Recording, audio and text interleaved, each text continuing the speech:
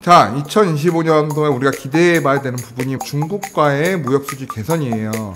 대규모 부양 정책을 꺼내들고 있죠. 지속적으로 올라올 거라고 보셔도 되는 부분이에요. 중국 회복 신호탄이 쏴진다면 중간재를 수출하는 대한민국에는 큰 호재가 아닐 수 없습니다. 이런 것들을 기대해 볼 수 있는 2025년 한 해가 되지 않을까 생각합니다. 과거 사례들을 들여다보면 우리나라 경기하고 정치는 조금 많이 결이 다른 것 같아요. 무역 수지 그렇게 타격이 크진 않을 거예요. 다만 중장기적인 플랜을 가지고 기업들이 자금 계획을 세우고 투자 계획을 세움에 있어서는 조금 어려움을 겪을 수는 있겠죠. 2025년도 하반기는 기대해 볼 만하다라는 말씀을 드리고 싶습니다. 안녕하세요. 톨스앤 피셔 오늘도 찾아왔습니다. 말씀드렸다시피 현재 무역수지 파죽지세입니다. 그래서 무역수지가 지금 지속적으로 올라오고 있는 상태라서 2025년도 무역수지 예측하면 상반기 1, 2, 3월은 조금 일할 수 있어요. 하지만 지금 환율이 굉장히 높아서 1월, 2월 달은 굉장히 잘 나올 거예요. 지표가 달러를 벌어들이는 거기 때문에 무역수지가 굉장히 좋을 거고 한 3, 4월 정도에 좀 애매하다가 하반기로 가면서 무역수지 굉장히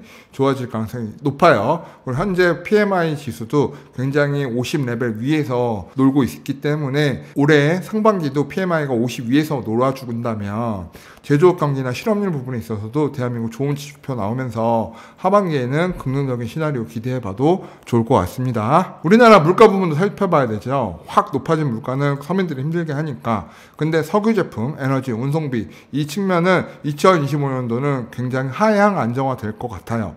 이 측면은 유통하는 기업도 마찬가지고 기업들이 운용하기에 굉장히 좋은 시점이라고 보여져요. 다만 서민들 입장에서는 농축산 수산식품이라든가 서비스 요금 그리고 인건비가 또 최저임금 또 올랐잖아요. 그래서 이런 부분들은 계속 오를 거기 때문에 인플레이션에 반영되긴 할 거예요. 그래서 기업들은 2025년도 조금 편안하게 투자하고 사업을 운영할 수 있고 개인들은 서민들은 조금 2025년도 힘든 한 해가 될 수 있다라는 생각이 듭니다. 자, 그래서 기업의 성장, 소비, 대출 이런 것들 합산한 것이 뭐예요? 바로 GDP잖아요.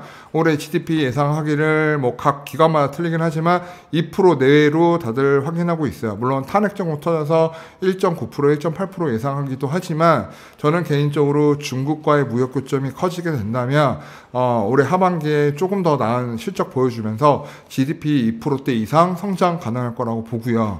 우리나라 지금 경제 규모를 생각했을 때 GDP 규모를 생각했을 때 2% 넘는 성장이라면 결코 작은 성장이 아니에요. 이렇게 작지 않은 성장을 하는데 침체를 얘기하는 것은 너무 어불성설이다. 다만 상반기의 내수 경기 침체는 조금 여러분들한테 어려움으로 다가올 수 있으나 이는 하반기부터 분명히 개선되는 문제이기 때문에 암울하게 볼 것이 아니다라는 말씀 다시 한번 드리고 싶습니다. 자, 그래서 2015년 경기 흐름 정리하면 1분기는 어쩔 수 없어요. 지금 혼란기인 부분, 거버넌스 문제 있으니까. 하지만 2분기 되면 금리 인하가 1분기 때도 지속적으로 이루어지겠죠. 그래서 금리 인하가 쭉쭉 내려오고 대출에 대한 이자에 대한 부담률 같은 게 굉장히 적어지게 되겠죠. 그러면서 3분기에 내수가 정상화되기 시작하면서 무역수지가 지속적으로 좋아진다면 경제 성장 회복에 대한 이야기가 나오게 되면 이제 시장의 분위기는 바뀔 겁니다. 그래서 4분기가 되면 올해 연말과는 다르게 행복한 연말을 맞이할 가능성이 큽니다. 2025년도는 홀수해예요.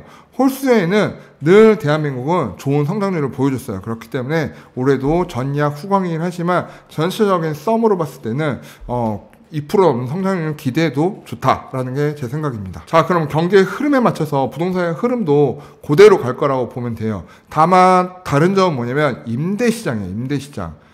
지금 준공돼서 입주할 수 있는 물량이 급격하게 줄어들고 있기 때문에 이 부분은 공급과 수요 따져야 되거든요. 그래서 1분기에도 임대시장 상승, 2024년 내내 상승했잖아요. 근데 홀수년도에는 임대시장이 더 상승합니다. 그래서 홀수년도인 2025년도는 1분기에도 임대시장 상승, 2분기도 상승이 있을 거고요. 3분기에는 급상승할 가능성이 커요. 왜? 금리 레벨이 어느 정도 다우닝 될 거니까 다운된 금리에서 전세 자금 대출에 대한 부담이 작아지는 거죠. 그러면서 집 사이즈에 대한, 전세집에 대한 사이즈업 하는 시장에 돌아올 거예요. 그러면서 전세 가격이 3분기 때 급상승하는 모습 보일 수 있고요.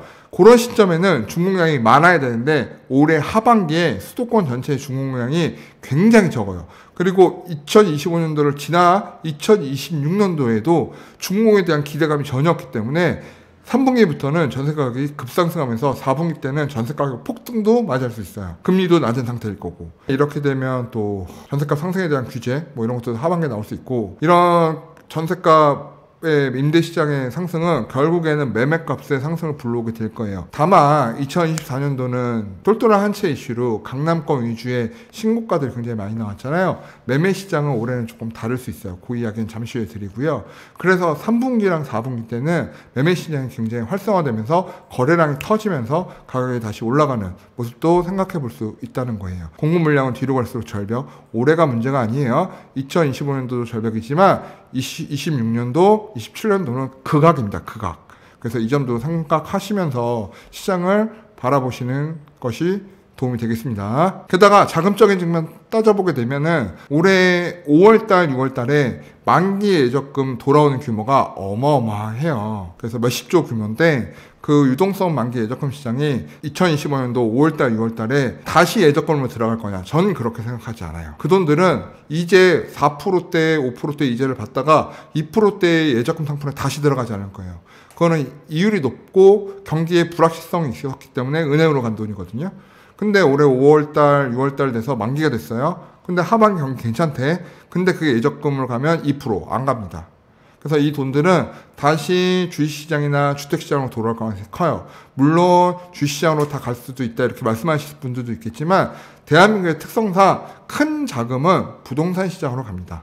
그래서 거주용 외주택이나 거주주택에 대한 업그레이드 이런 부분들로 움직이면서 서울의 몇십억짜리 아파트가 아니라 경기 수도권 쪽으로 자금이 편중돼서 주택시장의 온기를 불어주는 단초가 될 가능성이 굉장히 커요. 그리고 하반기로 갈수록 공급 물량에 대한 감소 인식이 점점 커질 것이고, 금리는 지속적으로 인하되고 임대료는 계속 상승하고 경기 회복은 계속 일어나고 있고, 이러한 부분들이 겹쳐지게 되면 하반기로 갈수록 부동산시장은 긍정적으로 봐도 좋다. 이러한 긍정 요소를 봤을 때 부동산 시장은 하반기로 갈수록 긍정적으로 평가하는 것이 좋겠다. 자, 부정 요소 내수 경기 침체, 물론 지금 어렵죠. 하지만 이 또한 개선될 것이고, 미중 무역 전쟁 제가 얘기했지만 그렇게 데미지가 없다는 것이 점점 보여질 거고요. 그리고 정치적 위험 요소, 이 부분도 아마 25년 상반기 내로 해결될 거라고 본다면 그렇게 부정적인 요소로만 지속적으로 바라볼 부분은 아니다라고 생각하고 있습니다.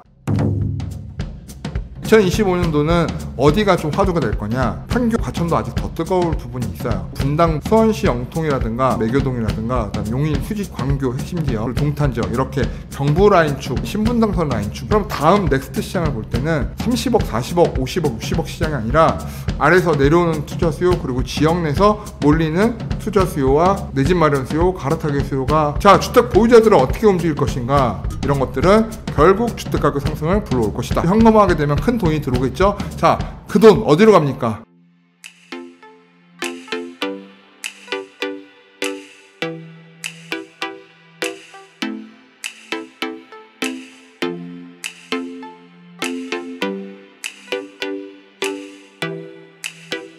오늘의 영상 도움이 되셨나요? 구독과 좋아요는 저희에게 큰 힘이 됩니다. 오래오래 우리 함께해요.